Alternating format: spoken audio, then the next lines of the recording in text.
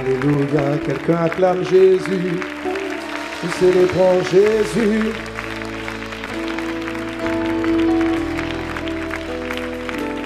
Alléluia.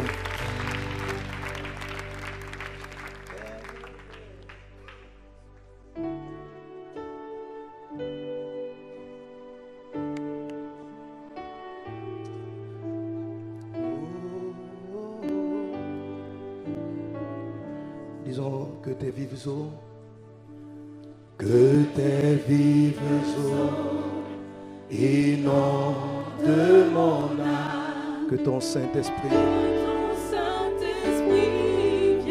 vienne et prenne le contrôle.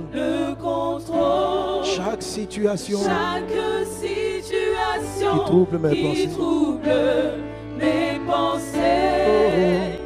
Mes soucis, mes fardeaux à tes pieds, je dépose. Que tes vives eaux, inondent mon âme. Que ton Saint-Esprit, vienne et prenne le contrôle. Chaque situation qui trouble mes pensées. Mes soucis, mes fardeaux à tes pieds, je dépose. Disons Père, oh Père, Père, mon Dieu, mon Père, mon Dieu, mon Père, Père, nous t'appelons, c'est toi notre Père.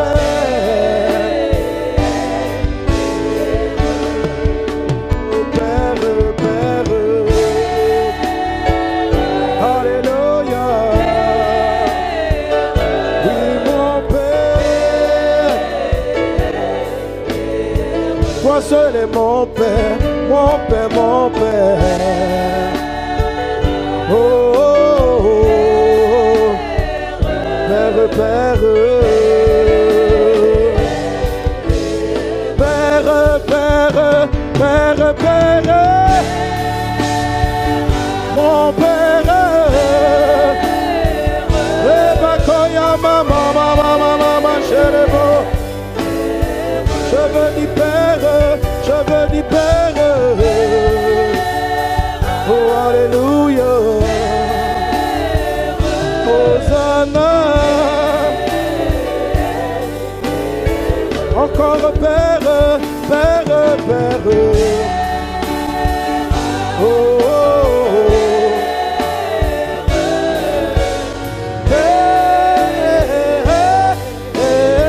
Quelqu'un dit Jésus, je veux dire Jésus.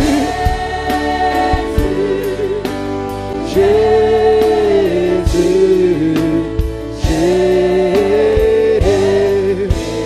Oh, oh, Jésus, Jésus. Oh, Jésus. Oh, Jésus. Oh, Jésus. Oh, Jésus. Rebakayonda rabakaya mama zote. Robabale maitore. Raide sede mama koma ramabes. Oh oh oh oh oh oh oh. Oh Jésus-Christ. Oui Jésus. Saint-Esprit, Esprit de Dieu, Esprit, oh Saint-Esprit, Esprit de Dieu. Prends le contrôle, viens conduire toutes choses. Nous avons soif de toi, soif de ta présence, Saint-Esprit. Quelqu'un dit encore Père, Père, Père, Père, Père, Père, Père, Père, Père, Père, Père, Père. Père. Oh, oh, oh, oh,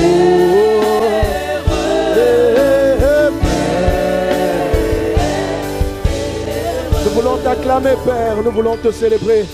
Nul n'est comme toi, mon Dieu, nul n'est comme toi, mon roi. Oh, nul n'est semblable à toi. Esprit du Seigneur, prends le contrôle de toutes choses. Ce moment est à toi, ces instants sont à toi. Enseigne-nous, parle-nous, parle-nous. Saisis-toi de moi, Saint-Esprit, et mets les mots dans ma bouche. Qu'ils viennent avec ta puissance, ta force. Dispose le cœur de ton serviteur, de ta servante ici présente, afin qu'il reçoive favorablement ta parole. Au nom de Jésus, quelqu'un donne un bon Amen. Gloire à Dieu, acclame très fort Jésus. Amen. Gloire à Dieu. Et à la fin de ce séminaire, Amen. Amen. L'ignorance en ce qui concerne la prière est vaincue. Donnez Amen bref. Alléluia. L'ignorance est vaincue. Donnez Amen bref. Très bref. C'est pas encore assez bref.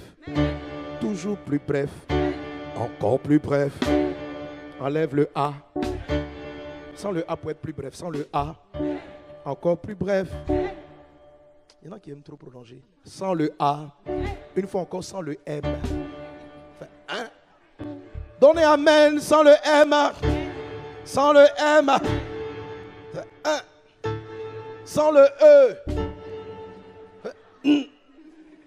Et je reçois. Amen, ça veut dire je reçois. Sans le E. Sans le E. Sans le E. Acclame très fort Jésus.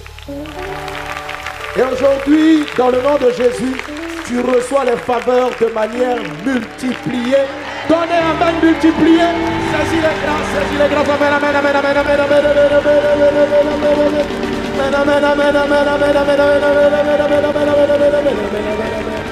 oh, alléluia. Amen. Et tu seras béni jusque dans l'éternité. Donnez Amen prolongé. Amen.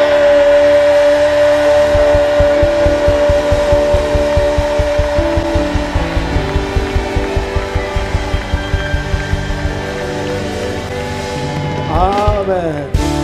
Gloire à Jésus. Le Seigneur est bon. Amen. On va bénir le Seigneur pour les chantres. Que Dieu vous bénisse abondamment. On va bénir le Seigneur pour le pasteur Madeta et son épouse.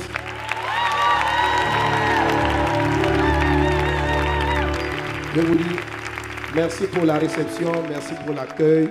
Amen. J'ai été bien logé. J'ai bien mangé. Hein? On m'a donné un vrai chef, un frère qui prépare très bien. Amen. Bon. Le jour j'ai jeûné, donc je n'ai pas tout à manger. Mais quand j'ai eu l'occasion de manger, c'était vraiment très bien. Vous m'avez bien accueilli. Alléluia. En tout cas, merci pour l'accueil. Que le Seigneur se souvienne de vous. Alléluia. La Bible dit si tu reçois un homme de Dieu en sa qualité de juste ou de prophète, tu reçois aussi une récompense de prophète. Amen. Que les faveurs que Dieu a déposées dans ma vie demeurent dans cette église aussi, dans le nom de Jésus. Le pasteur m'a dit qu'ils veulent opérer dans la dimension de croisade extraordinaire. Et en commençant ce programme, il a dit, Seigneur, c'est sa soif. Et je sais que Dieu a laissé cette onction-là aujourd'hui sur lui et sur vous dans le nom de Jésus. Amen. Alléluia. Ça semble simple, comme je suis en train de parler, mais le moment où vous allez lancer vos premières croisades publiques, vous allez être surpris de voir que toute l'église a une sagesse d'organisation extraordinaire en ce qui concerne la croisade. C'est toute cette grâce-là que vous avez reçue. Alléluia. Et quand vous allez commencer à opérer, il y a une grâce. On dit ici que les gens sont indifférents à l'évangile. On dit ici que les gens sont fermés à la parole de Dieu.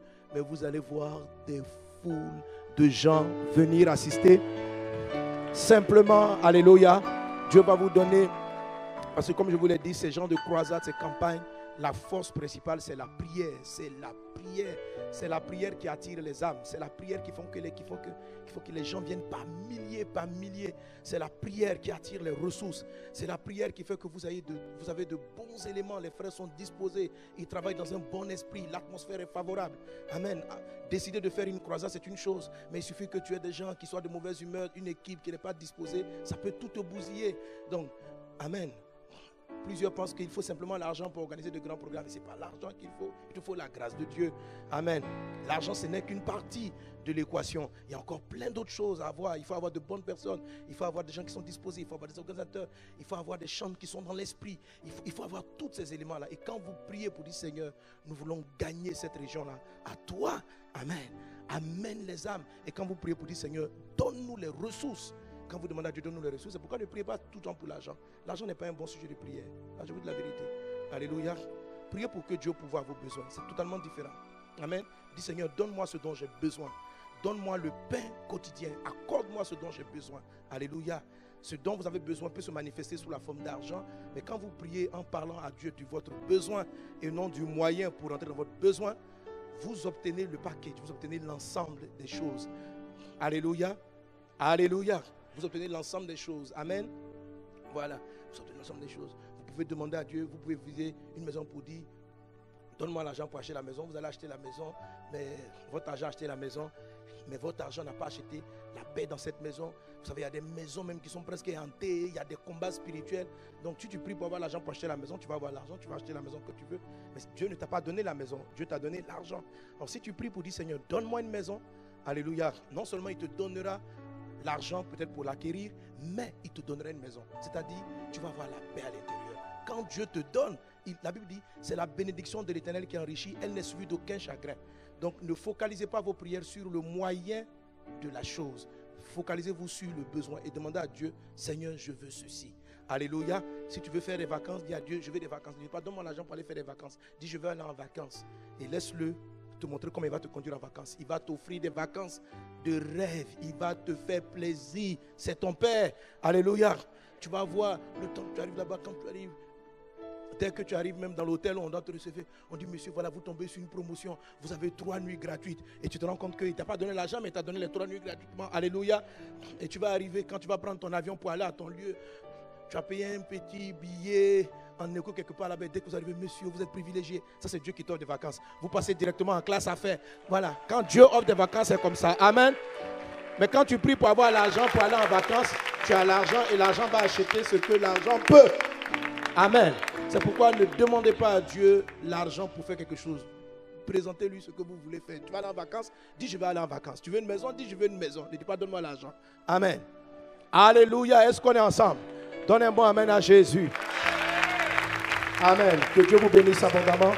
Et c'est ce dont nous sommes en train de parler, de la prière. Seigneur, apprends-nous à prier au nom de Jésus. Amen. Gloire à Dieu. On peut se rasseoir. Seigneur, apprends-nous à prier. Amen. Et nous venons de voir, nous avons vu donc depuis le jeudi, on a fait quoi? Jeudi, vendredi, samedi, donc depuis 3 jours, nous sommes à notre 4e jour. Nous avons vu combien de fois, amen, l'enseignement que Jésus-Christ nous a donné sur la prière est profond. En fait, en faisant de la sorte, en ayant la pensée adaptée, beaucoup de choses se passent à l'intérieur de nous chaque fois que nous prions. Et si vous devez développer l'art de la prière continuellement, vraiment votre vie sera vraiment transformée au-delà de vos attentes. Que le Seigneur t'accorde une vie de prière extraordinaire dans le nom de Jésus. Alléluia. La prière est la clé. C'est la clé principale. C'est la clé principale. Amen. De toutes les clés, on va dire l'amour est la clé principale. Aimer, c'est la clé principale. Alléluia. Mais la prière permet d'arroser tout ce que Dieu a déposé en nous. La prière permet d'acquérir les choses qu'on n'a pas. La prière permet de développer les capacités qu'on ne voit pas encore manifester. Amen. Par la prière, je peux prier pour dire, Seigneur, apprends-moi à mieux aimer. Apprends-moi à pardonner. Par la prière, si je sais prier, je vais voir mon cœur guéri de toute amertume, de toute frustration. Parce que la prière est quelque chose d'assez compliqué. Alléluia. Alléluia. Quelqu'un est-il avec moi? Quelqu'un est-il avec moi? Et quand les disciples, après avoir observé la vie surnaturelle de Jésus, ont compris que son secret premier, c'était sa vie de prière. Ils n'ont pas demandé à Jésus, apprends-nous à aimer, apprends-nous à... Ils ont dit, apprends-nous à prier. Parce que lorsqu'on prie, on vit la vie de Dieu. Lorsqu'on prie, on manifeste la vie de Dieu. Lorsqu'on prie, on a la victoire de Jésus, la victoire de Dieu. Lorsqu'on prie, on terrasse toute forme d'adversité. La prière permet de traiter avec toutes sortes de maladies, toutes sortes de problèmes, si vous savez prier. La prière permet même de faire augmenter votre foi. En fait, tout. Ça ne vient pas à la prière. La sagesse extraordinaire que Salomon a eue, qui a fait de lui l'homme le plus riche que la terre ait connu, vient d'une prière.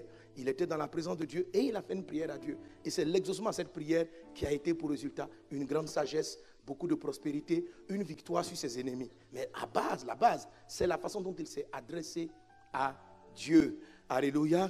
Et la Bible dit qu'ici, dans cette salle, il y a plus que Salomon. Amen. Nous avons la possibilité d'avoir plus de sagesse que Salomon. D'avoir plus de sagesse que Salomon n'a eu. Tout simplement parce que Dieu est notre Père. Est-ce qu'on est ensemble? Est-ce qu'on est ensemble? Tandis que Salomon, c'est vrai, Dieu a dit qu'il allait adopter Salomon comme étant son fils. Mais c'est beaucoup plus, Salomon était une créature de Dieu. David et les gens de l'Ancien Testament ont commencé à percevoir ce que Dieu s'apprêtait à faire dans la dimension des fils. Mais nous sommes dans la réalité, dans la réalisation. Amen. Alors quand les disciples ont posé la question à Jésus, apprends-nous à prier, Jésus a effectivement donné un enseignement sur la prière. Et c'est cet enseignement-là que nous sommes simplement en train d'étudier pour voir qu'est-ce que Jésus-Christ est en train de dire. Chaque phrase de Jésus peut s'étudier des vies entières. Parce que Jésus, c'est Dieu. C'est tellement profond les choses qu'il dit. Amen. Quand bien même j'aurai fini je vous dirai, mon message est terminé, il ne sera pas terminé. Parce que chacun d'entre vous pourra prendre encore une seule de ces phrases et la développer à l'infini. Amen. Dieu est infiniment grand. Alors, Jésus dit à ses disciples, quand vous priez, voilà ce qu'il faut faire. Premièrement, sachez que ce n'est pas le nombre de paroles que vous sortez qui est puissant. Ce qui fait que c'est puissant, ce sont vos pensées qui s'attachent à vos prières. Amen. Donc, veillez sur vos pensées. Et il continue en disant, quand vous priez, entrez dans la chambre, fermez la porte. Et c'est ce qu'on appelait le lieu secret. C'est la première phase de la prière. C'est une dimension intérieure. C'est l'état dans lequel vous devez amener votre pensée. Et puis il a dit, fermez la porte. Alléluia. Fermez la porte. C'est fermer vos pensées à toutes sortes de voix étrangères. Donc la voix de la chair, la voix de l'âme. Faire en sorte que ces choses-là ne viennent pas envahir vos prières pendant que vous priez. Et comment est-ce qu'on ferme la porte? Hier, j'ai donné quelques secrets sur la façon dont on empêche les pensées de tristesse, la colère, la distraction, etc., d'avoir donc accès à nous pour que notre prière, notre connexion demeure et que ce que Dieu a prévu arrive effectivement à nous. Amen. Donc une fois qu'on est dans l'environnement du lieu secret, et vous allez voir que ce que même Jésus demande de faire en priant va vous garder dans le lieu secret. Mais quand une fois que tu es dans la chambre, tu es au repos et tu es en train de prier, Jésus te dit ceci, dis mon Père. Quelqu'un est avec moi, mon Père? C'est la deuxième phase de la prière, il y a 7 phases en tout. La deuxième phase de la prière qui produit la surabondance, c'est de dire, mon Père, toi qui es dans le ciel. Dis avec moi, mon Père. Mon Père qui est dans le ciel. Alléluia. Alléluia. Cette première phrase est peut-être la plus importante. Est peut-être la chose la plus importante dans toute la prière. Il faut la comprendre. Entrer dans le lieu secret et puis maîtriser cette phase-là, c'est une des choses les plus importantes que vous puissiez faire. Alléluia. Alléluia. Alors hier on a dit ceci, quand tu dis à Dieu, quand tu es conscient que Dieu est ton Père, c'est que tu vas vivre dans la dimension de Dieu. Dire que Dieu est ton Père, on a vu cela dans Jean chapitre 5 verset 18, ça signifie que tu es égal à Dieu. C'est-à-dire, ce que Dieu a, tu l'as. Amen. Quelqu'un donne un bon amen. Quelqu'un donne un bon amen. Et j'aimerais achever avec cette partie sur la notion du Père. Dis avec moi, mon Père. Mon Père. Mes amis, quand Jésus te dit de dire Dieu mon Père, il ne s'agit pas simplement de parler pour parler. Il y a une conscience, une pensée profonde qui doit accompagner tes prières. Dis avec moi encore, mon Père. Mon Père. Amen.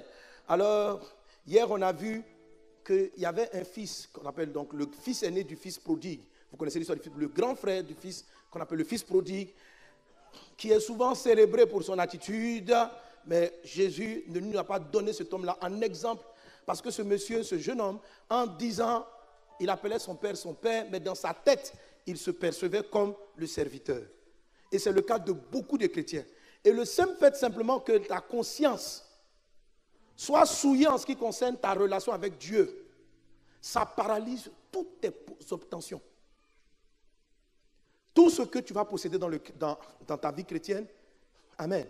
Dieu n'exauce pas, la puissance du ciel n'arrive pas chez ceux qui ne sont pas fils de Dieu comme pour ceux qui sont fils de Dieu. Et un chrétien qui n'est pas conscient, qui ne réalise pas qu'il est fils de Dieu, aura des difficultés à recevoir les choses de Dieu. Amen. Si vous comprenez ce Notre Père, juste le Notre Père, vous n'allez plus tomber malade. Non, je suis sérieux. Je ne dis pas ça pour vous flatter. Non, sérieux. Les maladies vont devenir de plus en plus rares. Elles vont disparaître. Simplement le mon Père, le mon Père. Là. Jésus ne tombe pas malade. Vous savez, quand le Seigneur dit, l'Esprit crie notre Père. Alléluia. Il dit notre Père. Il dit mon Père. Et la Bible dit, il le dit parce que nous sommes, ça nous fera héritiers de Dieu, co-héritiers de Christ. Ça veut dire que tout ce que tu as vu avec Jésus, tu l'as aussi. Vous avez le même héritage. Est-ce qu'on est ensemble? Est-ce qu'on est ensemble? Mais tu vois, quelqu'un m'a dit, mais pasteur, moi je sais que Dieu est mon Père, mais je ne vis pas ces choses-là. Et c'est ce que je vais te montrer. Tu as vu, j'ai déposé un ensemble un dispositif ici. Je vais t'expliquer avec cela. Dis avec moi, mon Père. Mon Père. Alléluia. Alléluia. Avoir la conscience que Dieu est son Père, c'est très important. C'est très important. C'est pourquoi tu dois, donner ta vie réellement à Jésus. Il faut te convertir. Si tu n'es pas converti, si Jésus n'est pas dans ton cœur, Dieu n'est pas ton Père. Et tu es sa créature. Tu es sa créature. Mais si tu donnes réellement ta vie à Jésus, alors Dieu devient ton Père. Et ça change tout. Si vous avez la conscience que Dieu est votre Père, non seulement vous allez plus avoir de problèmes de santé.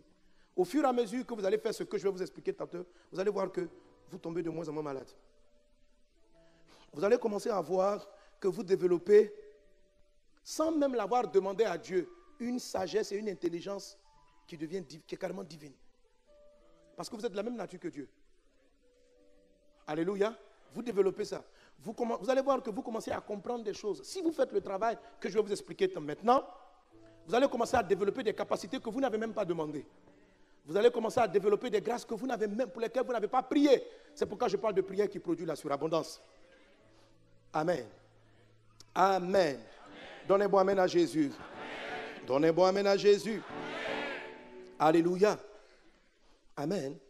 C'est tellement important, la notion de Dieu notre Père. C'est tellement important que la Bible dit que lorsque nous recevons le Saint-Esprit, sa première prière. Vous savez, la Bible dit que l'Esprit du Seigneur intercède, il prie en nous. Mais le premier sujet du Saint-Esprit, ce n'est pas « donne-moi la santé ». Le premier sujet du Saint-Esprit en toi, quand tu as donné ta vie à Jésus, ce n'est pas « ouvre-moi les portes du voyage ». Ce n'est pas « guéris-moi ». Le premier sujet du Saint-Esprit, c'est un cri. La Bible dit dans le livre de Romains chapitre 8, on va le voir, Romains chapitre 8. Hier, on l'a lu, on va le relire. Romains chapitre 8, verset 15. Romains 8, 15, on peut l'avoir à l'écran. Romains 8, 15, il est dit... Lisons-le ensemble. 1, 2, 3. Et vous n'avez point reçu un esprit de servitude pour être encore dans la crainte. Alléluia. Vous n'avez pas reçu un esprit de servitude. Donc, tous les Moïse de l'Ancien Testament, ils avaient un esprit de servitude. Un serviteur est une personne qui pose des actes pour être rémunéré. Alléluia. Amen. La Bible dit que lorsqu'on a donné notre vie à Jésus, il y avait le Saint-Esprit sur Moïse. Mais ce n'est pas le Saint-Esprit qui donne l'identité des fils.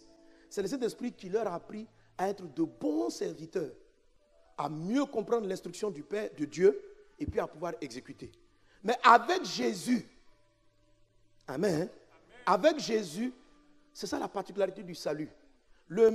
L'Esprit est revenu, mais pas comme du temps de Moïse. L'Esprit est venu dans nos vies, pas comme Moïse. Moïse n'est pas plus grand que nous, ni même Salomon.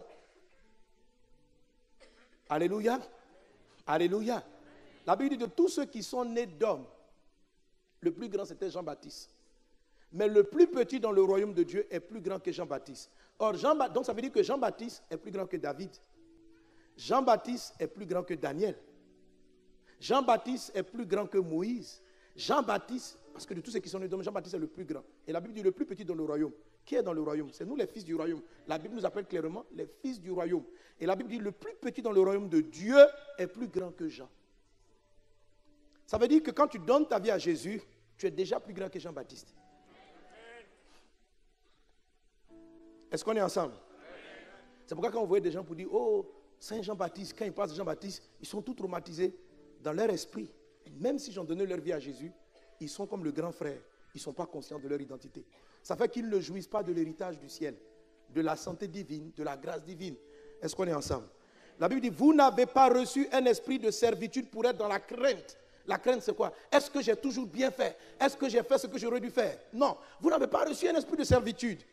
Et il dit, pour être encore dans la crainte, lisons ensemble, mais vous avez reçu un esprit d'adoption par lequel nous crions Abba, Père. Amen.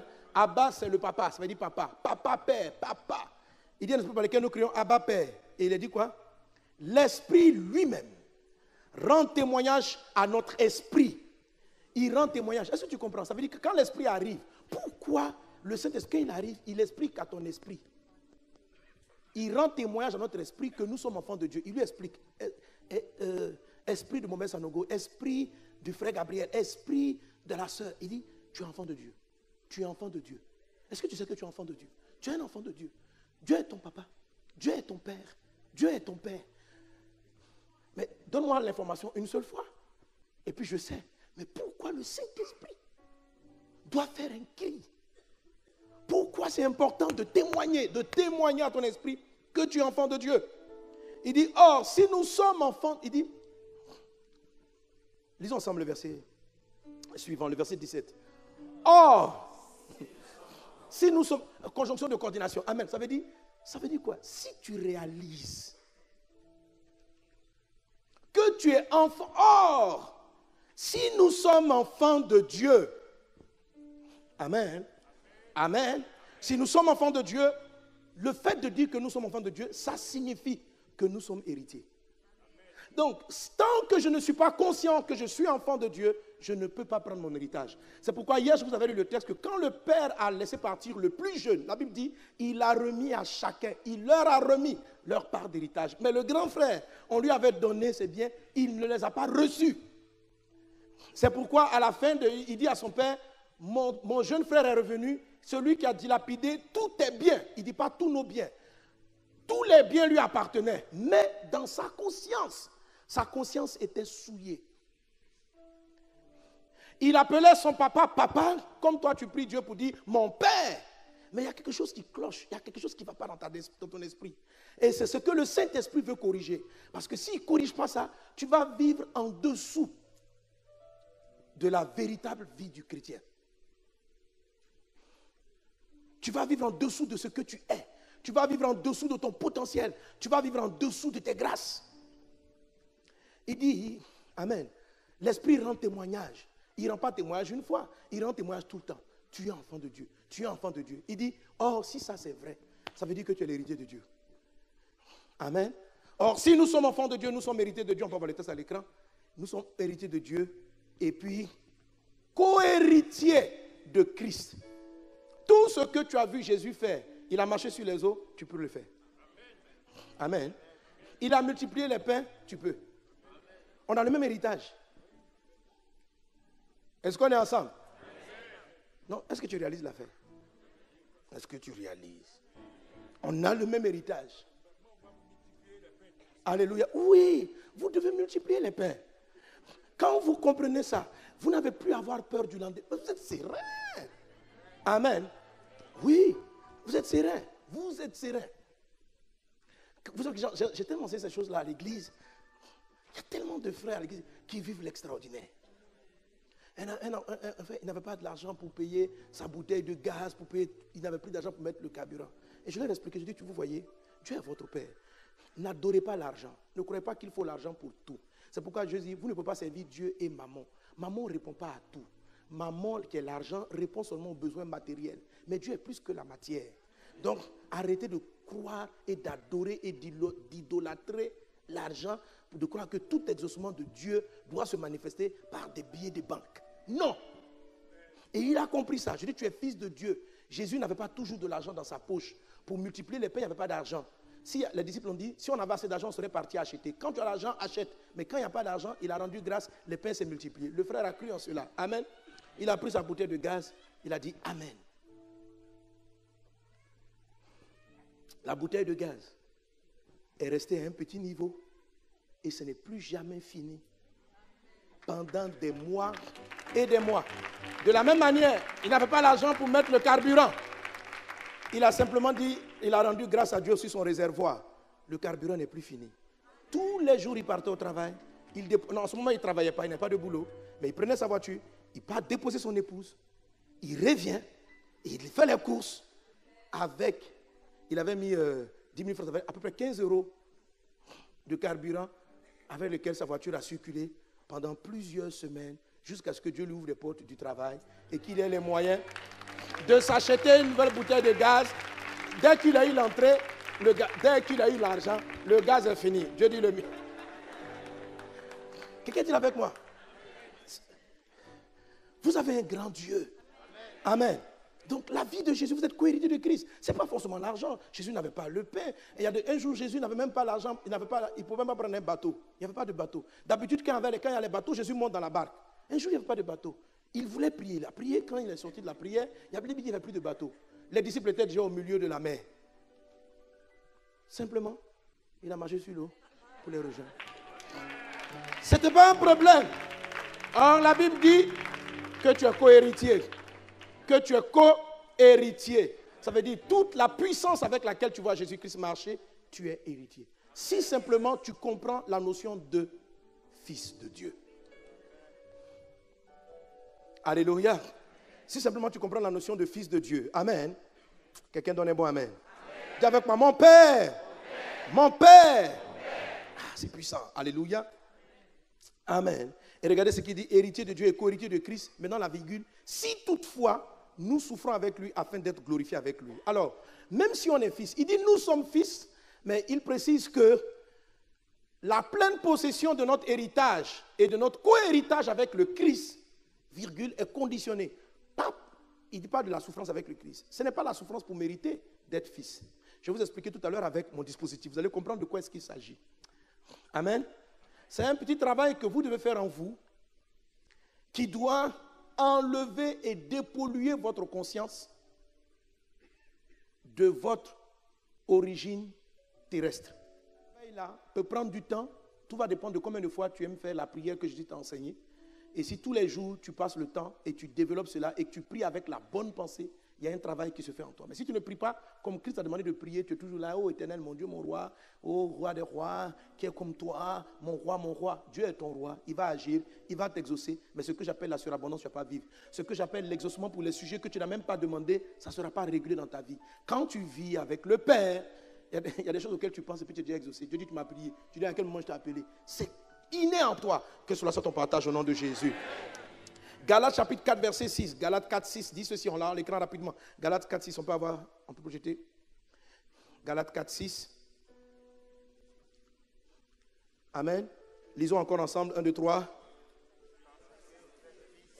Et parce que vous êtes fils de Dieu, Dieu a envoyé dans nos cœurs l'esprit de son Fils, lequel crie, Abba, Père. Amen. Le Saint-Esprit crie en nous. Donc, comme tu as donné ta vie à Jésus, Dieu te donne son esprit, lequel a une seule mission, crier Abba, Père, Abba, Père, Abba, Père, Abba, Père, Père, Père, Père. Dis avec moi, mon Père. Mon Père. Mon Père. Et vous avez remarqué que dans ces deux textes, le Seigneur utilise l'expression, le verbe crier. Il crie, il crie. On crie lorsqu'on souhaite que sa voix soit supérieure à d'autres types de voix qui tournent autour de nous, n'est-ce pas? S'il n'y a pas d'autre bruit, il n'y a pas de bruit, je n'ai pas à crier pour te faire passer une information. On crie lorsque ce qu'on est en train de dire est très important. Quelqu'un est avec moi? Ce n'est pas crier, ce n'est pas un cri de colère. C'est un cri pour que la voix de Dieu, qui crie Père, soit plus forte que toutes les autres voix.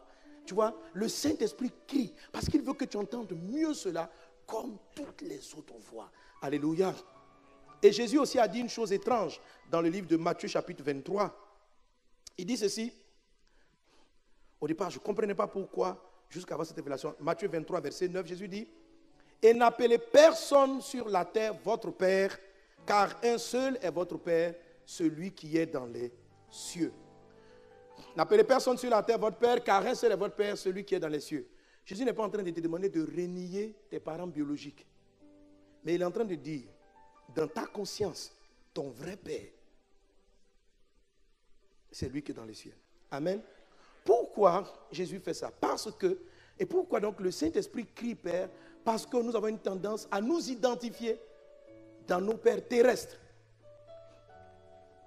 Alléluia. Ton papa biologique est le papa de ton corps et de ton sang. Tu as le groupe sanguin soit de ta mère, soit de ton père. Donc, quand je dis papa biologique, je parle de papa et maman. Est-ce qu'on est ensemble? La Bible dit de les honorer. Mais dans ce passage de Matthieu 23, verset 9, Jésus nous révèle une chose très importante. Alléluia. Parce que un homme est limité à faire et à être ce que son père a été ou ce que son père est. Tu ne peux pas aller au-delà. Tu peux améliorer ce que ton père est, mais tu ne peux pas aller au-delà de ce qu'il est. Tu ne peux pas avoir mieux que ton origine. Alors, si vous voulez rentrer dans l'impossible, vivre l'impossible, il faut revoir, alléluia, de qui vous êtes fils. Alors, on va lire ensemble Jean chapitre 8 à partir du verset 30. On va prendre quelques bouts de passage. C'est un long texte, mais jusqu'au verset 44. Jean 8, 30, verset 44.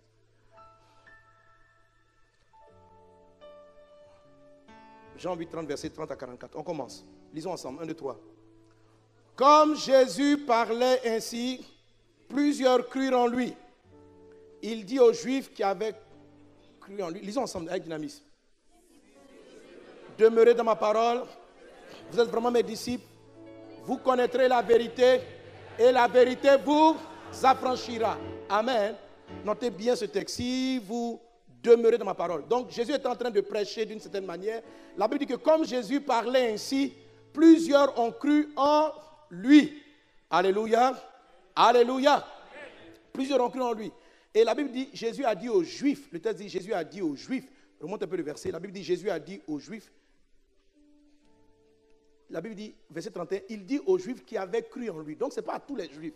Il dit à ceux qui ont cru en lui, Jésus, si vous demeurez dans ma parole, vous êtes vraiment mes disciples, vous connaîtrez la vérité et la vérité vous affranchira. Écoutez mes amis, la vraie liberté ne vient pas parce que vous avez simplement cru que Jésus est le Fils de Dieu. Ceux-là aussi, ils ont cru. Alléluia. Mais ça vient de ce que vous demeurez dans la parole de Dieu pour avoir la véritable liberté. Affranchir de quoi? Affranchir de tous les problèmes terrestres. On a lu le psaume 82, il dit, j'avais dit, vous êtes des dieux, vous êtes fils du Très-Haut, cependant vous mourrez comme les païens. Leurs problèmes sont, ils ont des problèmes de santé, vous avez des problèmes de santé. Ils ont des problèmes de loyer, vous en avez aussi. Ils ont des problèmes pour résoudre, pour payer les taxes, vous avez les mêmes problèmes. C'est pas normal. Dis à ton voisin, c'est pas normal. Alors, comment être libéré de la pesanteur terrestre, des difficultés auxquelles les humains sont tous confrontés? Nous parlons d'un grand Dieu. Nous disons que nous adorons celui qui a fait le ciel et la terre. Pourquoi les chrétiens ont très souvent, la plupart des chrétiens ont une vie, je dirais, aussi passable ou médiocre que la plupart des païens. Et quelquefois même les païens même sont mieux dans beaucoup de domaines. Est-ce qu'on est ensemble? Ça vient de la première phrase de la prière. Notre Père. Si vous savez dire ça, les choses vont changer. Amen. Alors, il lui répondit, nous sommes la postérité d'Abraham, verset 33, et nous ne fûmes jamais esclaves de personne. Comment dis-tu, vous deviendrez libres? Verset 34, en vérité, je vous le dis, leur répliqua Jésus, quiconque se livre au péché, esclave du péché. Or, l'esclave ne demeure pas toujours dans la maison. Le fils, il demeure toujours. Donc, vous êtes en train de parler d'une affaire de serviteur et de fils. Amen. Ok, 36. Si donc le fils vous affranchit, vous serez réellement libre. Je sais que vous êtes la postérité d'Abraham, mais vous cherchez à me faire mourir parce que ma parole ne pénètre pas en vous. Je dis ce que j'ai vu chez mon père et vous faites ce que vous avez entendu de la part de votre père. Jésus dit, je dis ce que j'ai vu chez mon père. Vous aussi, vous avez un père. Vous faites ce que vous avez vu de la part de votre père. Il lui répondit, notre père, c'est Abraham. Jésus leur dit, si vous étiez enfant Abraham, vous feriez les œuvres d'Abraham. Alléluia. Donc, notez ceci. Quand vous êtes l'enfant d'une personne, vous faites les œuvres de la personne. Quand vous êtes l'enfant de quelqu'un, vous reproduisez les œuvres de la personne. Si tu es enfant de Dieu, tu reproduis les œuvres de Dieu. Alléluia. Si vous étiez enfant d'Abraham, vous feriez les œuvres d'Abraham. Mais notez bien, le verset précédent, Jésus a dit quoi? Je sais que vous êtes la postérité d'Abraham, mais vous voulez me faire mourir. Après, il dit, si vous étiez vraiment enfant d'Abraham. Donc, il fait deux notions. Il dit, biologiquement, scientifiquement, généalogiquement, corporellement, vous descendez de la lignée d'Abraham. Mais sur le plan de l'esprit, vous n'êtes pas des enfants d'Abraham. Ce dont je suis en train de parler, ce n'est pas la naissance biologique d'où tu viens. C'est la naissance spirituelle. Si Dieu est ton Père, tu vas reproduire ses œuvres. Et tu vas marcher dans une dimension hors du commun. Qu'il en soit ainsi dans ta vie.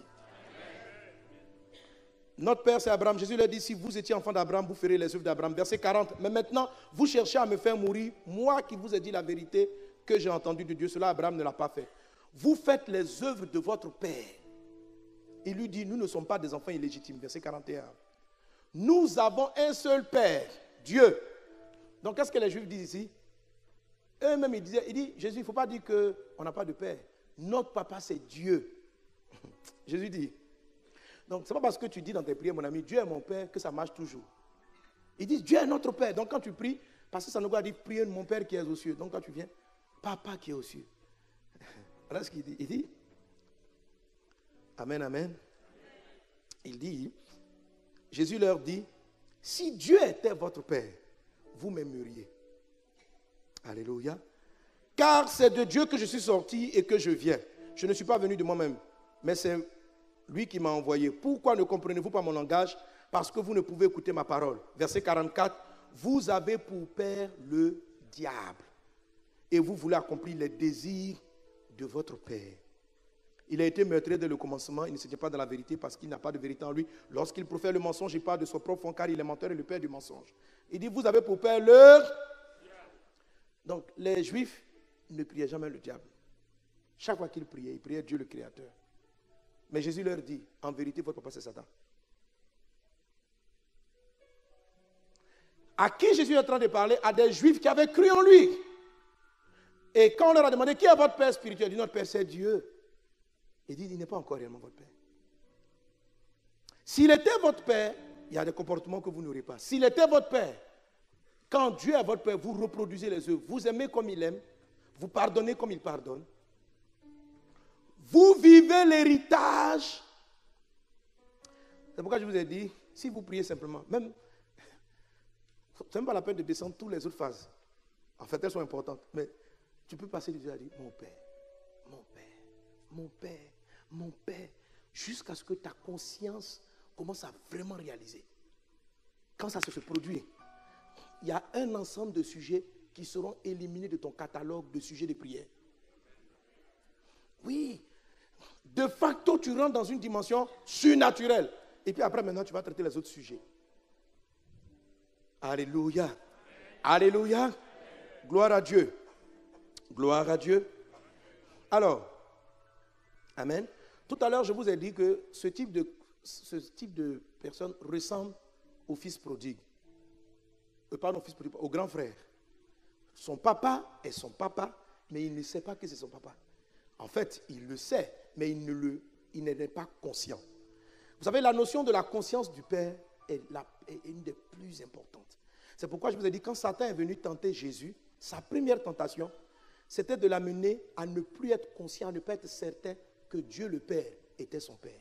La tentation de Satan, voilà ça. Il dit, si tu es vraiment fils de Dieu, transforme la pierre en pain.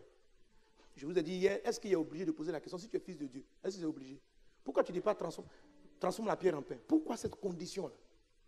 Si tu es fils de Dieu, ça veut dire si Dieu est ton Père, il faut transformer la pierre en pain. Après, il lui dit, si tu es fils de Dieu, jette-toi du toit. Pourquoi si tu es fils de Dieu? Parce que quand on dit si tu es fils de Dieu, ça veut dire si tu arrives à transformer la pierre en pain, c'est que tu es fils de Dieu. Si les pierres ne viennent pas du pain, c'est que tu ne l'es pas. Il était en train de vouloir, la tentation de Satan, ce n'était pas la pierre qui va devenir du pain. Il voulait souiller sa conscience. Dès cet instant, si Jésus n'était plus conscient, il avait un doute sur Dieu et son Père, il n'allait plus œuvrer dans le surnaturel. Si tu n'es pas guéri de la notion du Père, tu vas avoir des problèmes. Quelqu'un est-il avec moi?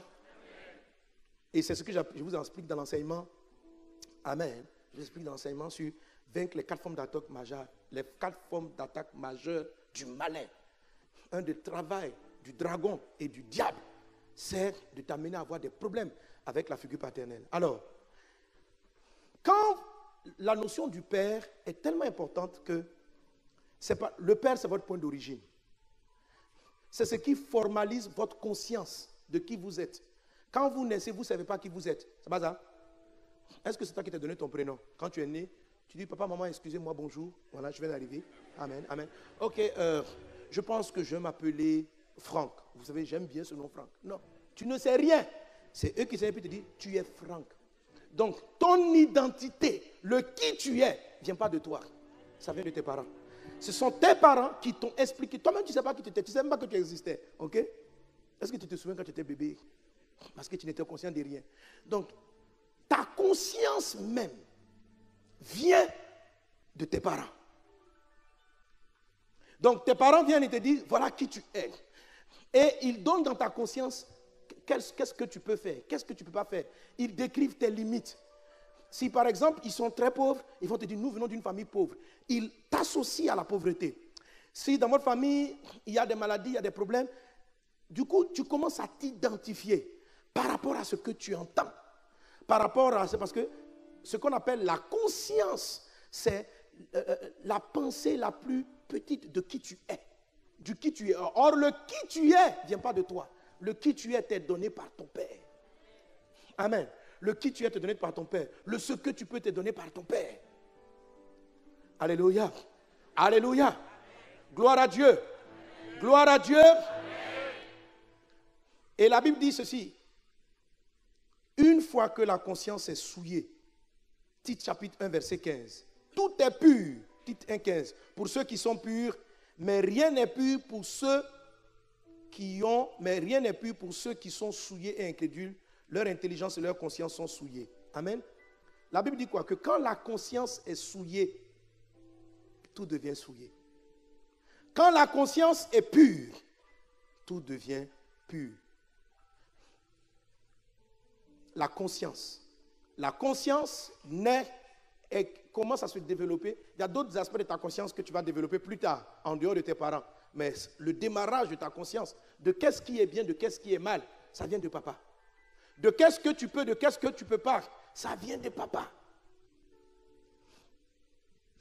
Alors certains, leur papa, leur père, leur a donné une mauvaise conscience de la notion du père. Il y a des gens, je connais des gens qui ont été abusés par leur propre père. Il y a des gens qui ont vu papa qui frappait maman. Il y a des gens qui, l'image, quand on dit père, on parle aussi de la mère, qui ont vu une mère qui ne passait son temps qu'à tromper son mari. Il y a des gens dont les parents étaient des sorciers qui ont voulu les manger, les tuer.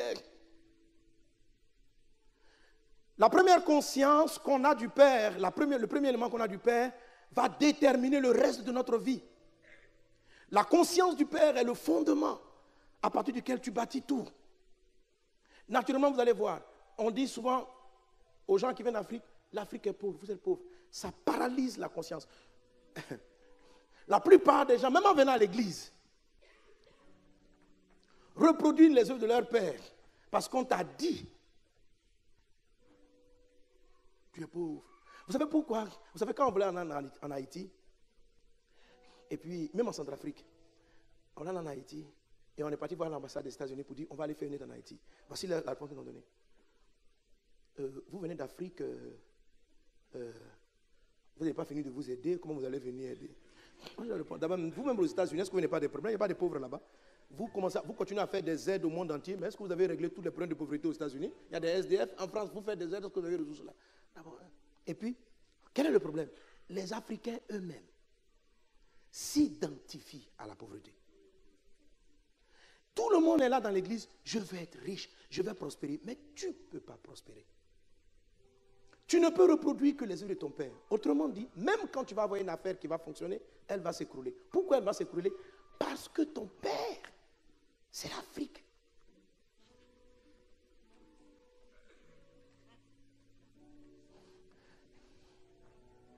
La plupart des Occidentaux, des Français, ne peuvent pas beaucoup opérer dans le miracle. Parce que la France, l'Europe, a dit Dieu n'existe pas. Et que tout vient. Nous sortons du siège. Donc, leur conscience est battue là-dessus. En Afrique, on a beaucoup plus de miracles parce que les Africains ne disent pas qu'ils viennent du singe. Non. La plupart des Africains croient que tu existes. Ils ne croient pas à vos histoires de on est sorti de Australie, quoi. Alors le pasteur va dans son message et dit, si tu penses ça, quand vous apprenez, tu vois, l'homme sort du singe. Tout est processus d'évolution. Il n'y a pas de Dieu. C'est la nature. Et on te répète ça à longueur de journée. Donc, les gens aujourd'hui, quand vous les voyez dans la rue, il n'y a même pas la conscience de Dieu. Ça dit que, quand vous allez voir l'Africain, ça dit au moins, même s'il est bandit, il se dit qu'il y a un Dieu, quoi. Mais, ce qui s'est produit en Occident, ils sont arrivés non seulement à tuer la foi, mais à travailler la conscience. Quand vous commencez depuis le bas âge à l'école primaire, vous commencez aux enfants, vous commencez à leur dire des choses. Ce qu'ils cherchent à attaquer, vous savez, en changeant le système scolaire et puis en enseignant certaines choses à l'enfant, hein, ils vont arriver à dire, il n'y a plus de genre. Il n'y a plus de genre. Ils vont tellement arriver à dire qu'un homme va finir par sa conscience, il va finir par croire. Ce n'est pas par croire, par être conscient. Pendant qu'il est un homme, sa conscience sera qu'il est une femme. Souvent, ce n'est pas Dieu, mais les parents qui le disent. Des démons qui sont dans la région te répètent à longueur de journée. Or, quand ta conscience est souillée, voilà ce que ça fait.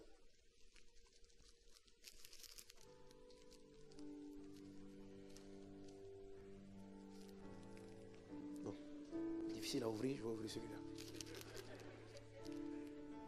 Voilà. Ça, c'est de la souillure. La Bible dit encore dans une passage, la Bible dit, quand les fondements sont renversés, que ferait le juste? La conscience, c'est le fondement de tout en vous.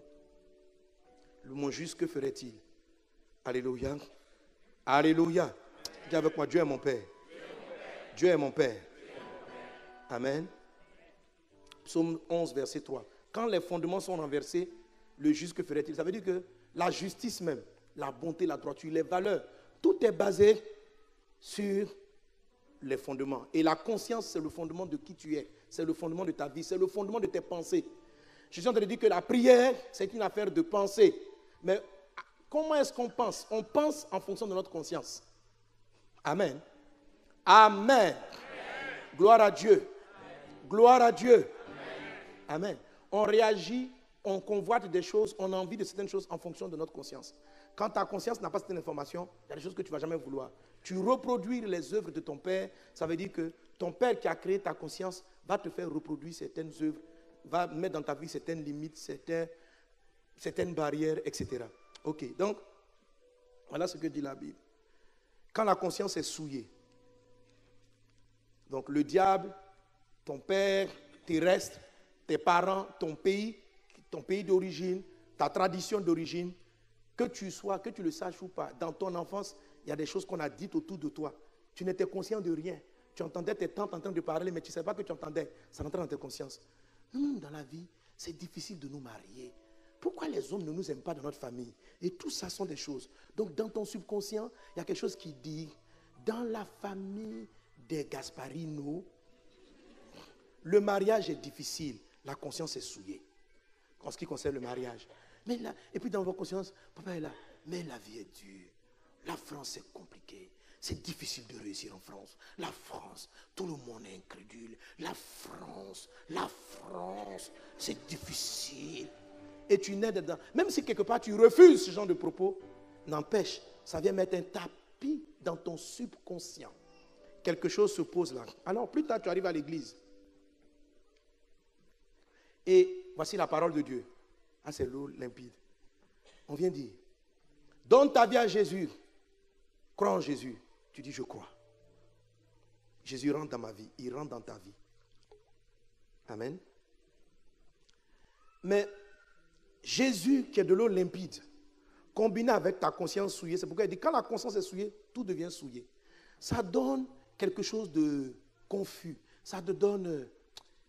Tu es un peu avec Jésus, mais il y a un peu de semence de ton ancien père, de ton ancienne identité qui parle en toi. Les deux sont combinés. Les deux sont combinés. Du coup, l'eau qui représente Jésus et la parole de Dieu a un effet un peu trouble en toi.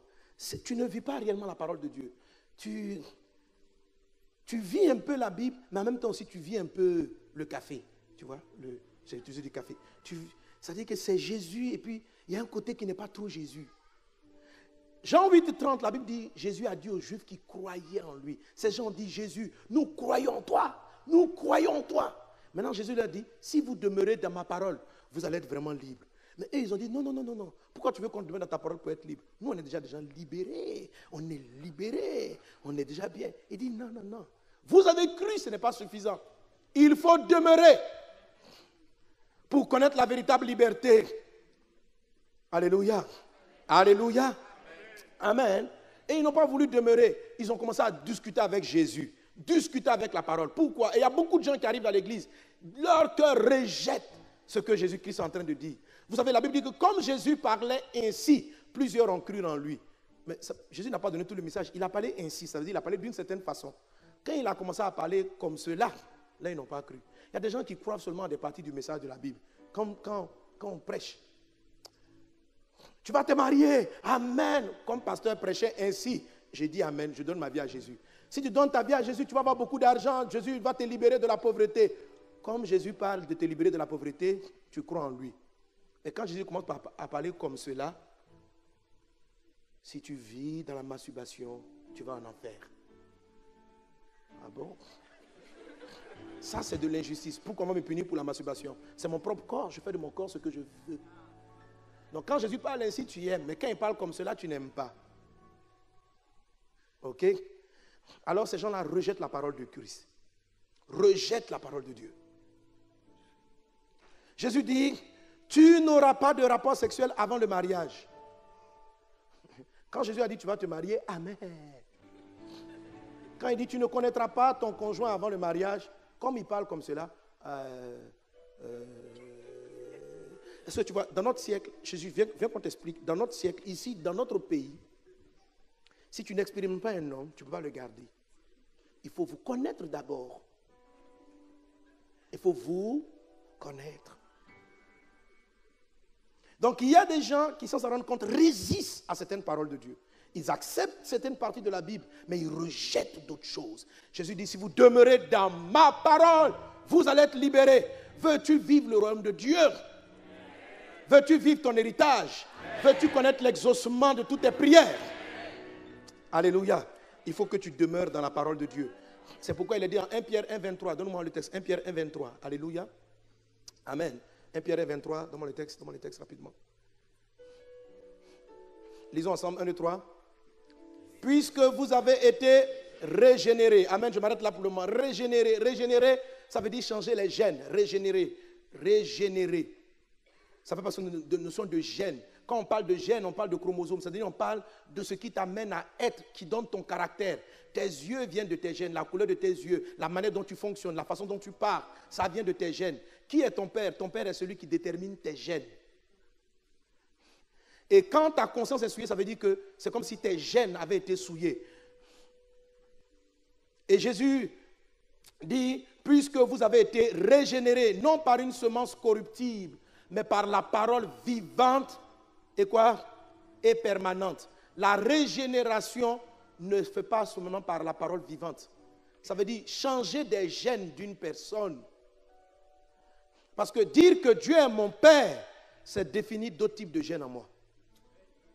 Ça veut dire je ne suis plus issu des gènes de papa et de maman. Maintenant, Dieu est mon Père.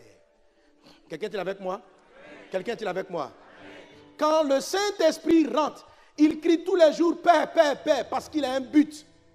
Changer tes gènes. Parce que tes gènes gênent l'action du Saint-Esprit en toi. Parce que tes gènes de tes parents, tes gènes d'Ivoiriens, tes gènes de Congolais, tes gènes de Français, tes gènes d'Américains. Il y a des gènes dans lesquels naturellement les gens sont orgueilleux. Ils ne font pas exprès, mais ils sont orgueilleux. Ils sont fiers. Moi, quelquefois, je crois que c'est dans les gènes un peu des Ivoiriens. Et puis un peu des Gabonais aussi. Il y a des gens dans leurs gènes, ils sont humbles, mais ils sont méchants. Il y a des gens, génétiquement, ils sont méchants. Quand tu dis, tu connais ce peuple-là, ils sont méchants. Génétiquement, il ne faut pas exprès, ils sont méchants. Il y a des gens qui ont des gènes pour très mal, ils parlent mal aux gens. C'est génétique. Ils ne font pas exprès. Alléluia. Amen. Alors quand vous avez des défauts génétiques, amen. Quand vous vous convertissez à Christ, la parole rentre en vous. Mais la parole de Dieu vient se combiner. Alors vous voyez des gens qui sont à l'église. En même temps, ils sont chrétiens. Mais quand tu les touches dans leur retranchement, ils ont des réactions génétiques dangereuses. Tu plaisantes avec moi, tu vas comprendre qui je suis. J'ai vu des chrétiens se battre dans l'église. J'ai vu des gens... Pourquoi? Jésus dit, si Dieu était votre Père, vous allez manifester l'amour. Vous m'aimeriez. Pourquoi les gens n'arrivent? Ils sont chrétiens, ils appellent Dieu papa, papa. Ils n'arrivent pas à pardonner comme Jésus pardonnait. Jésus dit, si Dieu est votre Père, vous allez faire ce que je fais. Si on vous frappe sur une joue, vous allez pouvoir attendre l'autre jour. Tu vois, toi, tu n'arrives pas à attendre l'autre jour. Quand on te frappe sur une joue, ce n'est pas que tu tends, tu vas frapper. Tu vas frapper. Toi, parce que c'est génétique. Dans ta famille, on dit, on te frappe, tu frappes. Alors tu es venu à l'église. Comme Jésus parlait ainsi, tu as cru en lui. Mais Jésus n'a pas dit de t'arrêter là. Il dit quoi dans la suite? Jean 8:30. Si vous demeurez dans ma parole. Il y a le fait de demeurer. Demeurer, c'est rester un peu plus longtemps. C'est rester un peu plus longtemps dans la parole. Pourquoi le fait de demeurer est si important? Pourquoi le fait d'avoir simplement cru que Dieu est mon Père? Quand j'ai prêché hier, la Bible dit à tous ceux qui ont cru en Jésus, il a donné le pouvoir de devenir enfant de Dieu. Amen. C'est le pouvoir de devenir enfant de Dieu. Maintenant, il faut appliquer le pouvoir. Il faut vivre le pouvoir. Pour vivre le pouvoir, il ne faut pas simplement se contenter de croire. Il faut demeurer dans la parole. Amen. Ça veut dire quoi? Quand la parole vient, accepte-la entièrement. Celui qui ne demeure pas, c'est quelqu'un qui bouge comme ceci. Quand Dieu veut t'arroser, il te dit, un fils de Dieu pardonne à ses prochains. Ah, ça, je ne reçois pas. Il y a des prochains, il dit à Dieu, il y a des prochains que... Il dit à Dieu, tu connais tous les prochains? Il y a un prochain à qui je ne peux pas pardonner. Mais tu sais pourquoi tu n'arrives pas à pardonner au type d'offense que ton mari t'a fait? Ça vient de tes gènes. Tu dois demeurer dans la parole. Tu dis, papa, je n'y arrive pas. Je n'y arrive pas. On ne t'a pas demandé de te forcer. Tout ce qu'on te demande, c'est de dire amen à la parole. Qu'est-ce que ça veut dire quoi? Demeure dans la parole. Ne l'évite pas. Alors, même si ton corps est attiré vers la masturbation, c'est parce que ça vient de tes gènes. Même quand tu as reçu l'évangile à Christ, il y a toujours ce problème-là en toi. C'est génétique. Tes gènes ont été souillés, ta conscience est souillée. Alors, qu'est-ce qu'il dit? Demeure dans ma parole. Ça veut dire ne bouge pas. Ne dis pas, oh, je connais des hommes de Dieu, j'ai lu un message quelque part, on dit, de temps en temps, on peut se masturber. Ça dépend, ça dépend. Non, on ne peut pas. On ne peut pas. Ne crois pas dans une parole ainsi et puis tu ne crois pas comme l'autre. Demeure dans la parole. Dis à ton voisin, reste tranquille. Alors, amen. Ce n'est pas parce que tu n'y arrives pas que ce n'est pas la parole de Dieu. Demeure dans la parole. Jésus dit, si vous demeurez, dis avec moi, je demeure. Amen. Alors, c'est pourquoi, quand l'Esprit arrive, viens, dis avec moi, mon Père, mon Père, mon Père, mon Père, mon Père. C'est pourquoi l'Esprit de Dieu crie constamment. Et qu'est-ce que 1 Pierre 1:23 nous a dit? Il dit, vous êtes régénérés par la parole vivante. Pas seulement vivante, mais quoi? Permanente. Permanente, ça veut dire non-stop. Viens m'aider, viens me donner de l'eau. De l'eau. Ouvre les bouteilles. La parole doit être permanente. C'est pourquoi, quand le Saint-Esprit arrive, la première des choses, il ne crie pas, donne-moi de l'argent. Il ne crie pas, il crie une chose. Paix, paix, paix. Parce que reprogrammer les gènes avec ton père, ça reprogramme ta manière d'être, ça reprogramme ta vie, ça reprogramme tes habitudes, ça reprogramme tes possessions, ça reprogramme tout. Ça te met dans une autre dimension. Ça ne fait plus de toi un Ivoirien, ça fait de toi un fils du royaume. Ça ne fait plus de toi un Français, ça fait de toi un fils de Dieu. C'est ce qu'il faut. Alléluia. Et c'est ce que je suis tenté de dire. Il dit, vous avez pour père le diable. Si vous ne demeurez pas dans ma parole, vous allez continuer d'être esclave du diable. Alors il faut demeurer. Dis avec moi, mon père, mon père, mon père, mon père. Ne va pas à gauche, mon frère, ne va pas à droite, ne fuis pas la Bible, ne quitte pas la présence de Dieu. Viens à l'église tous les dimanches, entends la parole de Dieu. Quand tu pries, passe une heure de temps. Mon papa, prends le temps de réaliser que c'est ton papa. Dieu est mon père. D'ailleurs, il ne faut pas prier pour dire mon père. Dis, Dieu est mon père. Wow. Celui qui a fait les nuages, c'est mon papa? Oui. Celui qui a ouvert la mer en deux, il n'est pas n'importe qui pour moi. Il n'est pas mon seul créateur. Il est mon père. Il est mon père. Il est mon père. Et quand la parole ne quitte pas, c'est-à-dire quand on dit permanent, mon père, mon père, mon père, mon père, mon père, mon père, mon père, mon père, mon père, mon père, mon père, mon père.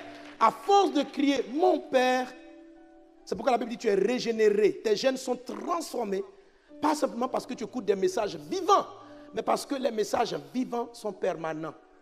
S'ils ne sont pas permanents, ils ne peuvent pas briser les faux gènes. Ils ne peuvent pas te régénérer. Et à un moment donné, ce qui se passe, c'est que tel il est, tel tu es. Alléluia. Faire exprès. Tu vas commencer, à force de crier, laisser le Saint-Esprit dire mon Père, mon Père, mon Père, mon Père, mon Père. Il crie, l'Esprit rend témoignage à notre esprit que nous sommes enfants de Dieu. Tu es son enfant, tu es sa fille, tu es sa fille. Oh, il dit, oh, si nous sommes enfants de Dieu, nous sommes aussi héritiers de Dieu, co-héritiers de Christ. Ça veut dire quoi? Ce que Christ fait, je peux le faire, je peux entrer. Je ne suis pas. Il dit oui, c'est ta chair, ton vieil homme qui est le fils de ton papa. Mais commence à t'identifier à cette nouvelle nature que je t'ai donnée. Amen. Donc pour la notion du Père, ça prend un peu plus de temps parce que le Père a travaillé ta conscience. Ce sont tes gènes qui ont été atteints. Donc là, ce n'est pas simplement le fait de croire. La croyance doit demeurer dans une parole permanente. C'est quelque chose qui doit tourner en moi. C'est pourquoi quand le Saint-Esprit vient s'asseoir, il ne s'assoit pas d'abord pour te dire je vais te donner le mariage, je vais te donner ceci. Parce que tout est inclus dans la notion du Père. S'il est mon Père, il va me marier. S'il est mon Père, il va s'occuper de ma nourriture. S'il est mon Père, il prendra soin de... Il va veiller à mon logement. S'il est mon Père, il va m'éduquer. S'il est mon Père, quand je fais une erreur, il va m'attraper. Ma fille vient. Ah non, on ne va pas ici. Quand quelqu'un est un père, il aime son enfant. Un père, il éduque. Un père, il le forme. S'il est ton Père, il va te donner des conseils. Mais quand tu n'acceptes pas ça, il ne peut pas te parler. Il ne peut pas te donner des conseils. L'esprit n'arrive pas à t'orienter. C'est pourquoi il dit, quand vous priez, ne commence pas par dire n'importe quoi. Dites mon Père, dites mon Père, dites mon Père, dites mon Père qui est dans les cieux, qui est dans les cieux. C'est ce qu'il faut. Il dit, comme vous avez cru, Dieu vous a donné le Saint-Esprit qui crie. Pourquoi il crie? Parce qu'il y a d'autres voix. Il y a les gènes de tes anciens parents, de ton pays qui sont en train de parler, qui te limitent, qui te disent que tu es français, qui te disent que tu es belge et qui te limitent à ça, qui te limitent. Or, Dieu est puissant. Il est au-delà de tout. Il peut marcher sur les eaux. Il peut multiplier du pain. Et la Bible dit, quand Jésus disait, Jean 5, 18, en disant que Dieu était son Père, il se faisait égal à Dieu. Pourquoi nous mourons? Pourquoi nous tombons malades comme les autres humains? Parce que nos gènes n'ont pas été régénérés. C'est les gènes des humains qui tombent malades, qui ont du cancer. C'est les gènes des humains qui prennent la grippe. Amen. Ce n'est qu'une affaire de temps. Donc moi, chaque fois que je découvre une limite, je sais que si je continue à dire il est mon Père, ça va disparaître. Donc par exemple, là j'ai une rhinite allergique. Donc chaque fois je dois me moucher. Est-ce que mon Père se mouche tout le temps? Donc ce n'est pas dans mes gènes, dans mes vrais gènes. Donc d'où vient cette rhinite? Elle vient de mes gènes corrompus. Et à force de confesser cela, je me suis rendu compte que ça doit faire pratiquement plus de 20 ans, 25 ans. Je ne suis plus jamais tombé malade. Je n'ai plus jamais eu de fièvre alitée. Il y a beaucoup de palud dans mon pays. Les gens, ça pique, tout le monde a le palud. Je n'ai plus le palud. Ces derniers temps, quand même, la grippe j'ai eu quelques grippes. Mais ce n'est qu'une affaire de temps. Dès que je découvre d'autres résultats qui sont humains dans mon corps, je comprends que c'est parce que mon eau n'est pas encore assez pure. Alléluia. Alors, je vais continuer de confesser mon Père. Mon Père. Quand il y a une dimension qui m'effraie, quelque chose que je n'arrive pas à atteindre, mes amis, ne vous rejetez pas. C'est juste que l'eau est un peu souillée. Continuez de déclarer. C'est pourquoi l'Esprit rend témoignage. Il doit faire ce travail. Mais si vous rejetez ce témoignage, si vous ne l'acceptez pas, le travail ne peut pas être fait. Dis avec moi, mon Père. Mon Père. Et quand on dit tel il est, ça veut dire ses dons, les capacités spirituelles. Jésus savait faire marcher les paralytiques. Ça veut dire que ça y est en moi. Amen. Jésus savait ouvrir les yeux des aveugles. Je suis co-héritier, j'ai tout ça. Je peux fonctionner dans cette dimension. Amen. Alléluia. Pour le moment, je ne suis pas sûr que je puisse marcher encore sur l'eau. Tu vois? Oui. Mais ça va finir par arriver. Alléluia. Je dis à quelqu'un, si tu n'as pas bien enlevé l'impureté, il ne faut pas aller marcher sur la scène, quoi, tu vois. Faut pas. Tu dis, il est mon Père, tel il est, tel je suis. Fais attention. Est-ce qu'à ce niveau-là, les gènes ont été reprogrammés? Donc, il faut laisser les gènes se reprogrammer. Alléluia. Alléluia. À un moment donné, tu ne fais plus exprès. C'est tellement naturel. Tu ne souffres plus pour avoir des choses. Tu as une sérénité, un calme. savez, ça ne montre même pas au fils d'un milliardaire. Il n'a même pas ce souci-là. Est-ce qu'il peut manger à midi? Parce qu'il sait qui est son père. Il n'a même pas le souci de ce mois, est-ce que je pourrais payer mon loyer? C'est un souci qui ne vient pas parce qu'en fait, il ne se force même pas. Mais quand vous sentez en vous l'inquiétude du lendemain, c'est signe de votre nature terrestre. Ça veut dire que la nature divine n'a pas totalement pris le dessus. Amen. Donc, tout ce que vous avez fait, mon Père, mon Père. D'abord, mon Père. Mon Père. Mon Père. Mon Père. Alléluia. Alléluia. Au premier culte, je pensais même que j'allais pouvoir toucher qui est dans les cieux. Je n'ai même pas fait qui est dans les cieux. Amen. Mais dis avec moi, mon Père qui est dans les cieux. Dis que Dieu est dans le ciel. Amen. Là, je t'explique. Mon Père est dans le ciel, ça veut dire. Tu sais, à cela, on va prier. Dieu est ton Père. Ça veut dire qu'il va tout te donner. Mais est-ce que tu sais que dans ta pensée, je vous ai dit, la puissance de la prière, ça vient de vos pensées. La position de ton Père détermine ce que tu peux attendre de lui. Tu comprends pas ce que je veux dire? Si je t'explique, ok. Si ton père est dans un village très pauvre, il habite là-bas. Parce que quand Dieu dit, quand vous priez, dites mon Père qui est aux cieux. C'est comme si Jésus veut insister sur le fait de dire que Dieu est installé au ciel. Mon Père qui est dans le ciel. Pourquoi est-ce qu'il veut donner cette position géographique au Père? Le ciel, c'est ce qui est élevé au-dessus de la terre. Je vous ai dit que la prière, ce n'est pas simplement le mot, c'est la pensée qui va avec. Ok? Donc, dis mon Père, ça fait un travail constamment en moi, que Dieu est mon Père. Donc, tel il est, tel je suis. Ok? Mais il te dit de savoir le positionner. Alors, la position de ton Père est très importante. Si tu dis par exemple, mon Père qui est au village, quelque part en Afrique, dans un endroit pauvre, les gens vont te demander, est-ce que tu lui as amené un peu d'argent à la fin du mois? C'est pas ça? Ok. Si tu dis, mon Père qui est à la Maison Blanche, les gens vont te demander, qu'est-ce qu'il t'a donné? Dans tous les cas, c'est ton Père. Vous suivez? Mais l'endroit où se trouve votre Père, l'environnement dans lequel il se trouve, fait qu'on détermine qui va assister qui. La position de ton Père, si ton Père est mal placé, on va dire, est-ce que tu l'as assisté? Si ton Père est mieux placé, on va dire, est-ce qu'il t'a assisté? Est-ce que vous êtes d'accord avec moi? Amen. Une chose est de savoir que tu descends de Dieu, mais où est Dieu? Quand il dit il est dans le ciel, ça veut dire qu'il n'est pas sur la terre. Ça veut dire toutes les réalités que tu as. Il n'est pas confronté à ça. Il est au-dessus. Amen. Il est plus grand. Alors, quand le docteur vient te dire, tu as un cancer, c'est incurable. C'est sur la terre, c'est incurable. Au ciel, c'est totalement curable. Alléluia. Comme Dieu n'est pas avec toi à Sergi, parce que c'est à Sergi qu'on ne peut pas guérir cette maladie-là. Mais lui, il est au ciel. Donc, c'est cette phrase-là qui crée en vous la foi de l'exaucement. Je le dirai certainement au culte. Bon, il ne faut pas venir au culte après. Il n'y a pas assez de place déjà. Amen. Mais tu peux partir pour venir à la fin du culte d'après. Parce que là, je vais prier pour les gens. Alléluia. Alléluia. Oui, ton Père est dans le ciel. Ça veut dire qu'il n'est pas sur la terre. Observez Jésus. Chaque fois, quand il allait multiplier le pain, la Bible dit, il a pris, le texte dit, il a levé les yeux au ciel. Quand il allait ouvrir les yeux d'un aveugle, la Bible dit, Jésus leva les yeux au ciel. Lever les yeux au ciel, ça veut dire que il arrive des fois, mes amis, où vous oubliez que Dieu n'est pas confronté à vos réalités et qu'il est au-dessus. Ce n'est pas un problème pour lui.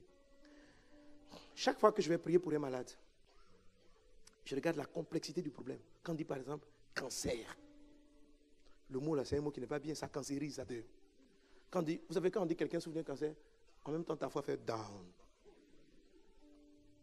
Mais pour vaincre ça, il faut tout simplement garder les yeux au ciel. Mon Père est dans le ciel. Et il faut les garder. Alors quand vous rentrez en prière, que vous avez un sujet qui est très lourd. Jésus dit quand vous commencez à prier, alors tu veux demander, tu as vraiment besoin d'au moins 40 000 euros.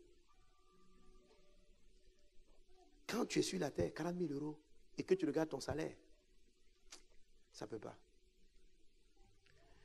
Alors, quand tu pries, Ecclésiaste chapitre 11, verset 2, on peut l'avoir à l'écran, il dit, ne te précipite pas, alléluia, Ecclésiaste 11, 2,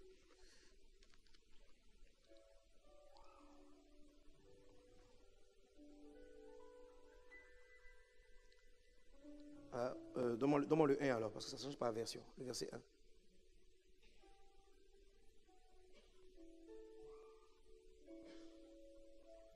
Bon, le texte dit, je ne sais plus où tu l'as dans ta version.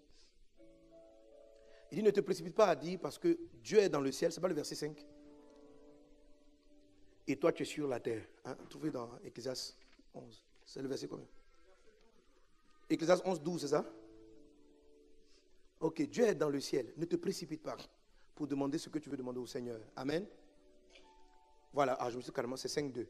Ne te presse pas d'ouvrir la bouche et que ton cœur ne se hâte pas d'exprimer une parole devant Dieu, car Dieu est au ciel.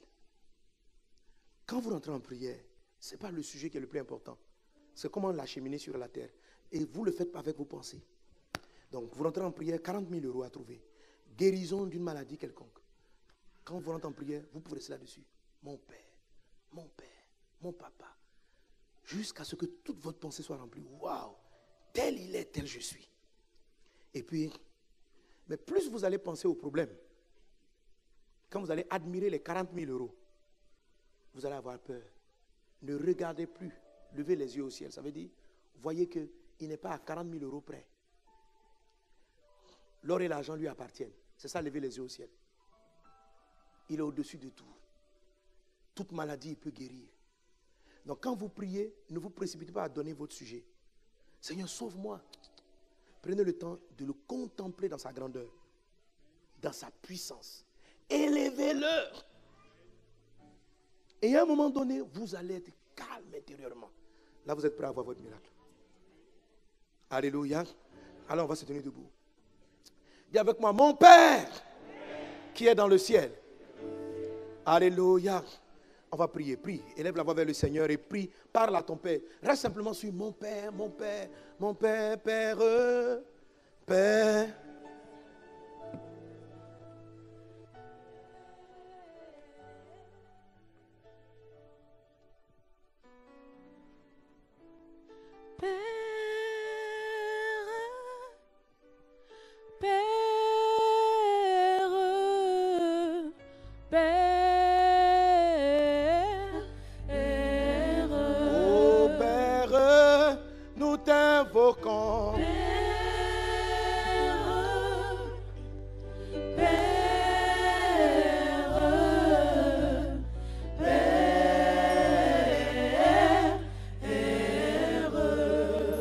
Garde les mains levées.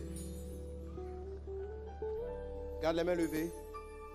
Quand je priais ce matin, préparant ce moment, il m'a dit, au premier service, tel je suis, tels sont mes fils. Le fils reproduit l'œuvre de son père. Si quelqu'un n'a pas donné sa vie à Jésus, hier j'ai lancé l'appel, mais si tu es là ce matin et que la parole t'a montré que tu n'es pas encore fils de Dieu, donne-lui ta vie. Je n'ai pas le temps de t'appeler, mais décide de l'accepter et à la fin du culte, va voir les services d'accueil pour dire, je veux marcher avec le Christ, on va t'aider. Mais ce que Dieu m'a dit, c'est qu'il accorde des dons et des capacités spirituelles qui sont en toi, il les révèle maintenant. Au nom de Jésus. Qui sent qu'il doit manifester un don de prophétie, un don de miracle, un don de grâce? La grâce divine est ton partage, parce qu'il est ton Père, parce qu'il est ton Père, parce qu'il est ton Père. Donne-moi le micro, amen. Au nom de Jésus, au nom de Jésus, notre Père qui est dans les cieux, que tes yeux, mon frère et ma soeur, soient levés vers le ciel. Quel que soit le défi auquel tu es confronté, il est très petit devant ton grand Dieu. Est-ce un défi de santé? Est-ce un défi social? Est-ce un défi conjugal? Quelle que soit la forme du défi, tu es la fille, tu es le fils de Dieu et il est dans le ciel. Il est dans le ciel. Tu es en train de me dire, pasteur, dans ma vie il y a des hôtels, les hôtels de mes parents qui me réclament, qui réclament ma santé. Il y a les hôtels, mon ami, Les autels continuent de parler pour ceux qui sont encore génétiquement liés à leurs parents qui ont fait des incantations dans la famille. Toi, tu n'es pas concerné. Si seulement tu sais dire mon Père, tu n'as pas besoin même de briser les autels. Tu n'as pas besoin de combattre les autels. Simplement en t'identifiant au Père, tu renouvelles tes gènes. Moi, dans ma famille, il y avait beaucoup de sorciers. Mon village est réputé pour être un endroit de plus gros sorciers. Mais je ne m'occupe même pas d'eux. Je passe le temps à célébrer et à adorer mon Seigneur, mon Dieu, mon Père qui est dans le ciel. Parce que je ne suis pas concerné. Pourquoi? Je ne suis pas de ce village. Je viens du royaume. Je suis fils de Dieu. Donc quand je suis reparti dans ce village de mon vieil homme, c'était juste pour massacrer les sorciers, délivrer les captifs. Parce que j'ai eu conscience de cela. Mes parents, mes frères ont été délivrés des attaques des sorciers. Parce que tu sais qui tu es. Tu es l'instrument que Dieu a choisi pour libérer ta famille biologique, pour libérer tes proches. Toi, tu es divin. Le jour où tu as donné ta vie à Jésus-Christ, tu es devenu un être divin.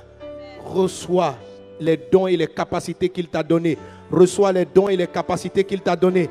Manifeste les dons et les capacités qu'il t'a donnés en tant que fille de Dieu, en tant que fils de Dieu. Manifeste cela dans le nom de Jésus. Tu vas parler comme un fils de Dieu. Tu vas agir comme un fils de Dieu. Tu vas repousser les ténèbres comme un fils de Dieu. Tu n'auras plus faim parce que ton Père n'a pas faim. Ton Père prend soin de toi. Ton Père est celui qui t'habille. Tu n'auras plus à t'inquiéter de quoi manger, de quoi boire, du loyer du lendemain. Parce que ton Père, tu es conscient qu'il est ton Père. Toutes ces choses qui étaient pour toi des occasions de soucis, de tristesse, disparaissent de toi. L'eau divine te remplit. L'eau de Dieu coule du ciel. Maintenant, soyez remplis, soyez remplis, soyez remplis, soyez remplis, soyez remplis, soyez remplis, sois remplis, sois remplis, sois remplis. L'Esprit du Seigneur descend dans cette salle. La présence divine vient t'inonder. Elle vient te remplir. Sois rempli, sois rempli, sois rempli. Reçois, reçois, reçois.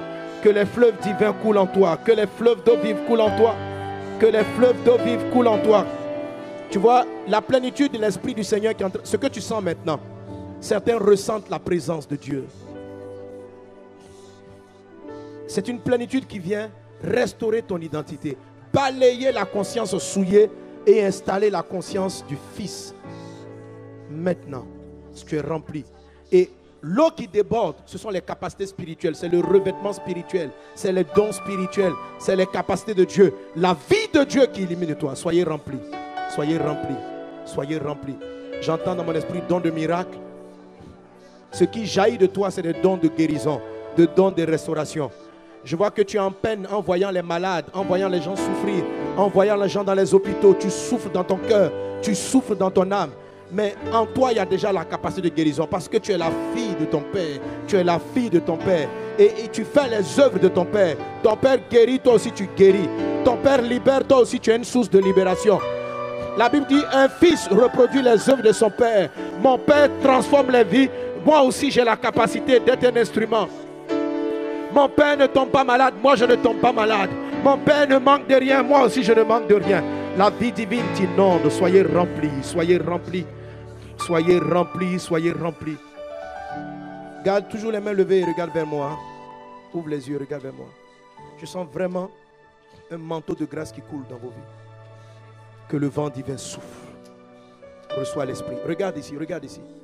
Élie a dit à Élisée, si tu me vois, si tu me vois, ici devant, tu ne vois pas un homme. Tu ne vois pas passer Sanogo.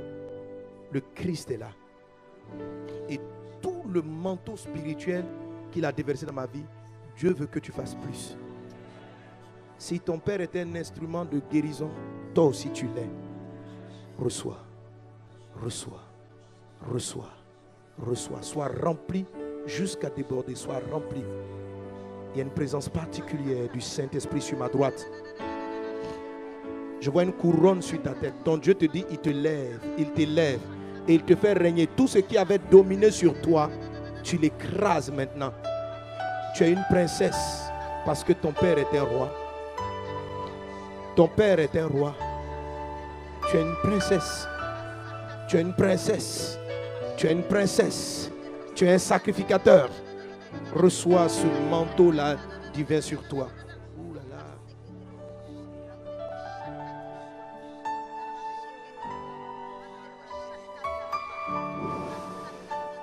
Reçois l'Esprit du Seigneur. Et sois un puissant instrument entre les mains de Dieu. Dis avec moi, Seigneur Jésus, ma vie est à toi. Tel tu es, tel je suis. Tel tu es, tel je suis. Que ta vie jaillisse de moi et illumine ce monde. Au nom de Jésus. Amen. Soyez bénis. Alléluia.